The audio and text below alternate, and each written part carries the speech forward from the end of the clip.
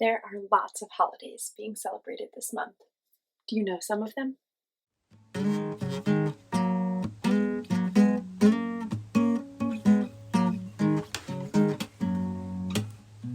When I have a worry-filled mind, I like to wander outside.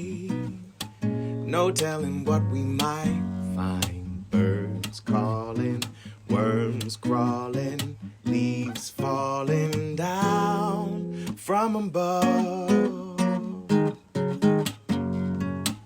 Oh, I plant my feet on the ground.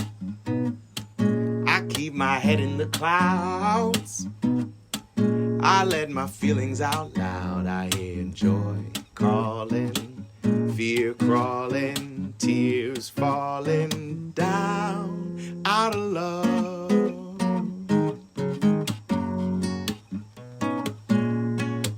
Welcome, friends.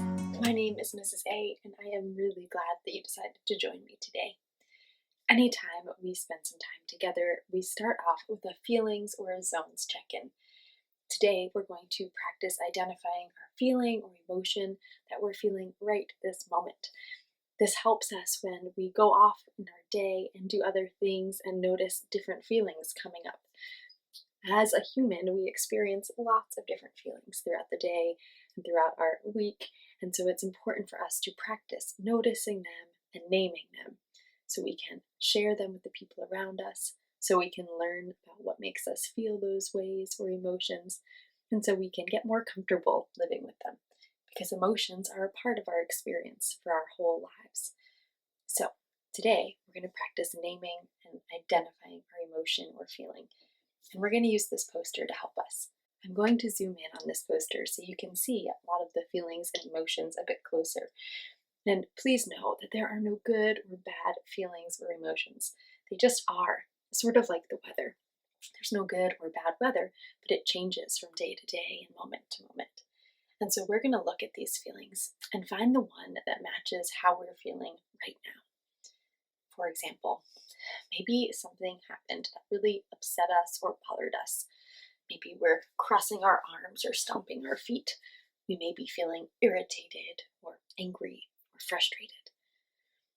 Maybe we're feeling really settled. Maybe we're able to focus well. We may be thinking clearly. We might be feeling peaceful or calm or hopeful. Maybe we're feeling a little tired, slow moving. Maybe we're feeling sad or disappointed or discouraged. Remember, there are no good or bad feelings. The more we practice noticing and naming them, the better we get at knowing ourselves and helping others get to know us. So go ahead and look at that poster once more. I'll zoom in so you can see. What feeling are you feeling right now?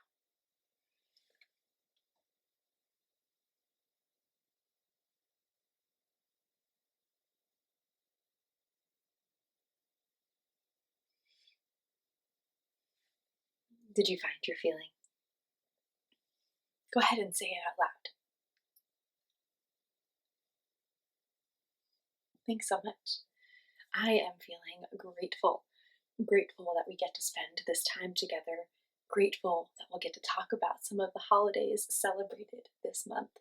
And grateful to share these books with you. Thank you for telling me your feeling and taking the time to notice and name it for yourself. I know your body and brain are grateful for that, even if you don't feel it right away. As I mentioned, we always spend some time talking about our feelings and practicing identifying them. And so if you are still feeling unsure or uncomfortable or confused about feelings, make sure you hit that red subscribe button so you can practice along with me a few times a week, and always revisit any of my videos or emotion videos that I have on my channel to help you better understand them, get more comfortable with them, and practice naming them and noticing them in yourself. Right now, we're going to move on to our exercise. And it's important to also practice moving our body and building our muscles, just like it's important to practice naming and noticing our feelings. It helps our whole body feel better and be healthier. And the way we do that here is by looking at the date and using that to help us get an idea of how many moves we should do, so we don't get stuck thinking about it or having to make another decision in our day.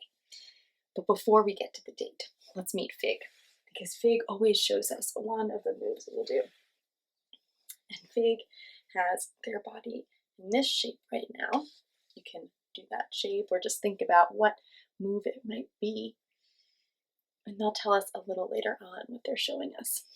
They always like to keep it a mystery at first, so you can use your brain to think critically, make some observations, notice with your eyes, and then make some guesses.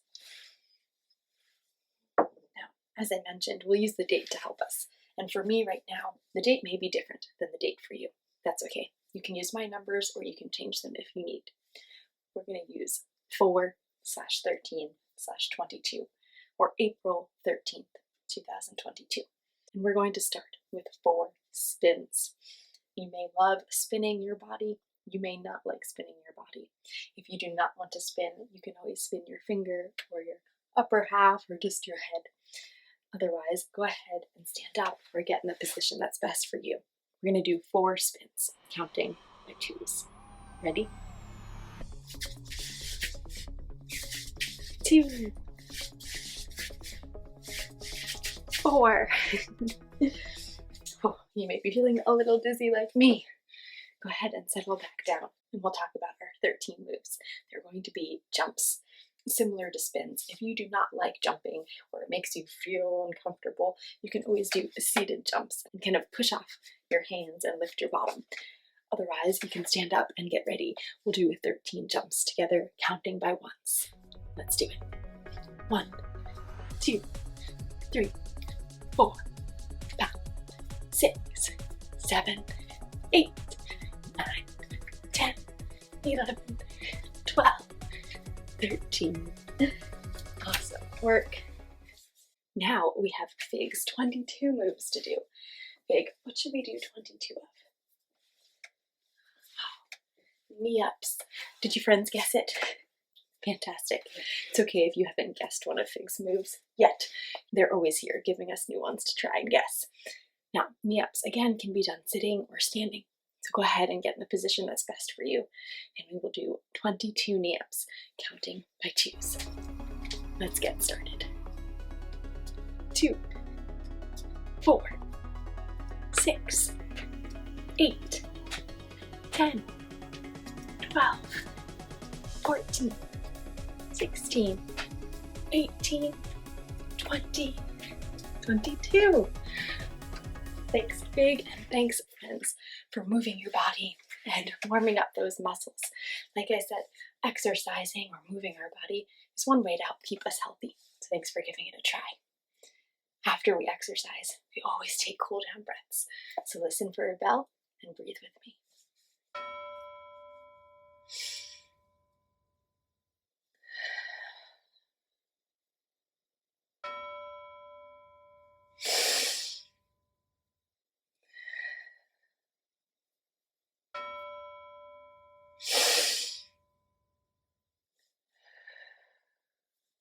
I hope you're feeling a little bit more calm or settled and ready to go. I know I am feeling ready to learn more about all the holidays that are celebrated this month. And in order to help us do that, I have a message here with some more information. In my message, I also hide alliterations or onomatopoeias, and you can look carefully for those. If you're not sure what an alliteration or onomatopoeia is, go back and watch my episode from earlier in the week. They'll give you a bit more info about that. Dear amazing amigos, are you someone who celebrates Ramadan, Passover, Easter? A little of each? We all have holidays and traditions that are important to us and our families, and April is full of so many marvelous ones. Earlier this month, we learned about Ramadan, and today we're going to learn about Passover and Easter, both of which are coming up this weekend. Woohoo! While most people who celebrate Passover are Jewish, and most people who celebrate Easter are Christian, there are also people who don't practice a religion that celebrate Easter too. Let's learn more. Love, Mrs. A. Do you celebrate Ramadan, Passover, or Easter? Maybe you know someone who celebrates a different holiday than you, one that I've named here. April is really full of a lot of marvelous holidays, and today we're going to spend a little time learning about the history of Passover and Easter, just like we learned a bit about the history of Ramadan a few weeks ago. So to help us do that, I have two books here. The first one is about the story of Passover, and that's actually the title of it. It's called The Story of Passover, and it's written by David Adler with illustrations by Jill Weber. And we're going to read just the first couple parts together. But this is a really great book if you'd like to learn more about Passover and the history of the holiday. We'll also look at the end of the book that tells us about a tradition or practice that many Jewish people do when they celebrate Passover.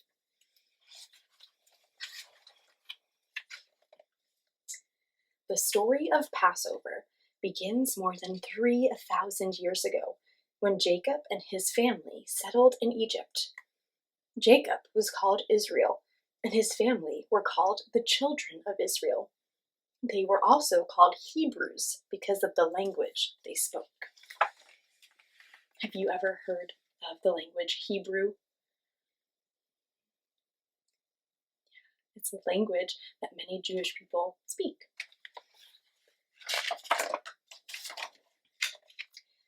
Many years passed. Jacob and his children all had died. To the Pharaoh, the ruler of Egypt, the children of Israel were outsiders. He was afraid that one day they would rebel. To control them, he made them slaves. He forced them to do hard work. They were beaten. Some were even killed. So Pharaoh, the leader of Egypt, was worried that the Jewish people there would rebel, and so he enslaved them. Instead of getting to know them and working with them, he enslaved them and beat them and hurt them and killed some of them too. The wise men of Egypt told the Pharaoh that one day a Hebrew boy would be born who would lead his people against Egypt. They couldn't tell him which boy it would be, so the Pharaoh decreed that every new Hebrew boy must be thrown into the river and drowned. How do you think that made the people of Israel feel? Very scared, very upset, very angry. I agree.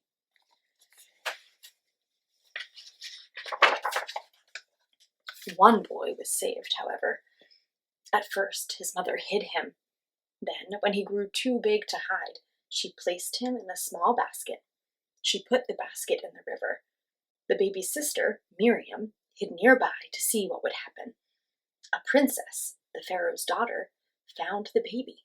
She named him Moses and planned to raise him as her own child. So instead of letting her baby be drowned by this new rule the Pharaoh made, she put her baby into a basket and sent him down the river. And the Pharaoh's daughter, the princess, found him and named him Moses. And the rest of this book goes on to tell us of all of the incredible things that Moses did and how he helped save the children of Israel, or the Jewish people who were living in Egypt. And this book, the story of Passover, really helps us understand the history of the holiday.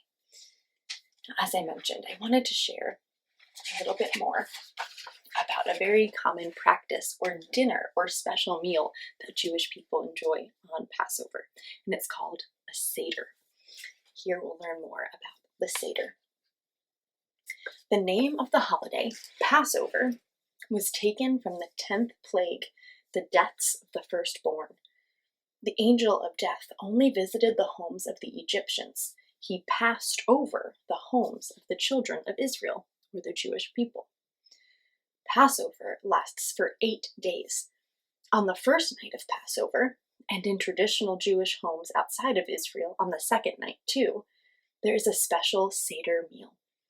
It begins with an invitation and a prayer. The invitation is for anyone who is hungry to come and join the Seder. The prayer is that in the coming year, all who are enslaved will be set free. Children are encouraged to ask questions at the Seder and to listen to the story of Passover. At the head of the table is a Seder plate. On it are symbols of the day. I'm going to pause here and show you a traditional Seder plate. Each part of this dish has a specific meaning. Let's hear about it. There's a vegetable and salt water for dipping. The salt water is a reminder of the tears that the enslaved people shed. The moror, the bitter herbs on the plate, are a small taste of the bitterness of slavery. Chereset is a clay-like mixture of apples, nut, spices, and wine, a reminder of the clay that the slaves molded into bricks. The roasted bone is a reminder of the Passover sacrifice. There's a roasted egg on the plate. An egg represents the children of Israel. It's the only food that gets harder, not softer, the longer it's cooked. And in Egypt and throughout the generations, the greater the oppression, the more the children of Israel held on to their beliefs, or the stronger they got. On the table, too, is matzah, a flat kind of bread. The children of Israel left Egypt so quickly that the bread they were baking did not have a chance to rise. Matzah is the kind of bread they ate. Everyone at the Seder gets to drink 4 cups of wine or grape juice. When the talk of the 10 plagues begins, some wine is spilled out in memory of the Egyptians who died so that the children of Israel could be freed. The story of Passover. I hope you learned a little bit about the history of Passover, and as I said, I encourage you to grab that one from your library or bookstore so you can hear about the entire history and all of the things that happened in that Passover story. This next book tells us a bit about the history of Easter, as I mentioned, another holiday that people are celebrating. And while Passover is a holiday that many Jewish people celebrate, Easter is a holiday that many Christian people celebrate. So let's read this book and learn a bit more. It was the morning of Easter, written by Glenys Nellist, illustrated by Elena Saliva-Nova. And an important part of the Easter story and history is that there was a man, Jesus, who was the Son of God, and he was killed because people didn't believe he was telling the truth. 'Twas the morning of Easter, before the sun rose. 2 guards on a hillside were just trying to doze. You see, Jesus had died only 3 days before. A huge stone had been placed to seal the cave door. And so Jesus was killed on a cross and then put into this tomb where a stone was rolled over the door or the entry or exit.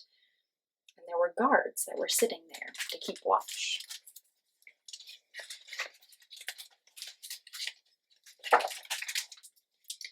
The guards jumped in fright, then fell straight to the floor as the stone rolled away and unsealed the door. Then Mary arrived and crept up to the cave. She had to see Jesus. She had to be brave. This is the part that might seem confusing. Earlier it said that Jesus had died, and he had died 3 days before. But now it seems like this tomb is rolling away and the cave is opening up. But the cave was now empty. He just wasn't there. Mary sat down and wept. Her cries filled the air. But suddenly Mary heard someone behind. "Dear woman, who is it that you hope to find?" Who do you think is speaking to Mary in this Easter story?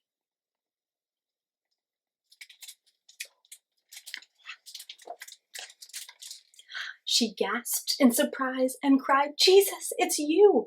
You came back to life. Your promise came true." Jesus nodded and said, "But there's no time to lose. You must tell the disciples. Go, spread the good news." And so, after being dead and in a tomb for 3 days, Jesus was alive. And there is more to this story as well that you can learn about if you grab it for yourself. But the story and the history of Easter is that Jesus, who was killed and buried, came back to life. And that was the good news that he wanted Mary to go spread. And another thing that I think is good news is that we all get to learn a little bit about each other and our special celebrations and traditions and holidays. And I'm really glad to be a small part of that with you. And no matter what you're celebrating this week or this month, I hope it's extra special for you. And I hope you enjoy doing different things with your family or friends, or even on your own. So thanks for being here with me and celebrating in a small way by learning about different holidays and different traditions that people have. Now, I mentioned a little earlier that I was feeling really grateful, and I still am. I'm grateful for a lot of different things at this moment, but one of them is that we get to learn about each other and hear about each other's special holidays. And so I thought we can practice a mindful moment that focuses on gratitude. It's actually a listening, a mindful moment. And all you have to do is close your eyes or lower your head and listen for things that you're grateful for. What do you notice about them? What about them makes you feel filled with gratitude? We'll do this for 1 minute, and then we'll have some time to share and reflect.